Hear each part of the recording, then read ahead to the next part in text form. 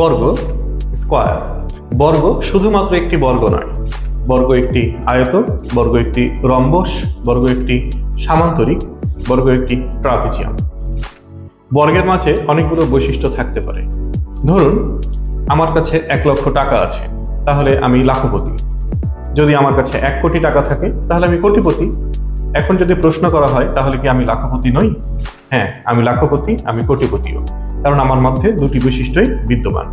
আর একটু ক্লিয়ার করলে বলতে পারি, আমি আমার শিক্ষার্থীর শিক্ষক, আমি আবার আমার শিক্ষকের শিক্ষার্থী, আমি আমার পিতার সন্তান, আর আমার সন্তানের আমি পিতা। তাহলে একজন ব্যক্তির মধ্যে বা একটা বিষয়ের মধ্যে অনেকগুলো বৈশিষ্ট্য একসাথে বিদ্যমান থাকতেই পারে। ঠিক তেমনি বর্গের মাঝে বেশ কিছু বৈশিষ্ট্য বিদ্যমান রয়েছে। বর্গ একটি আয়ত। আয়ত হওয়ার জন্য মিনিমাম রিকোয়ারমেন্ট বিপরীত বাহুগুলো সমান এবং সমান্তরাল, যা আমরা বর্গের মধ্যে দেখতে পাই, এবং আয়তের একটি কোণ সমকোণ, যা বর্গের মধ্যে বিদ্যমান। বর্গ একটি রম্বস। রম্বসের রিকোয়ারমেন্ট হচ্ছে তার 4টি বাহু পরস্পর সমান হবে, তাহলে সে একটি রম্বস হবে, যা আমরা বর্গের মধ্যে খুঁজে পাই।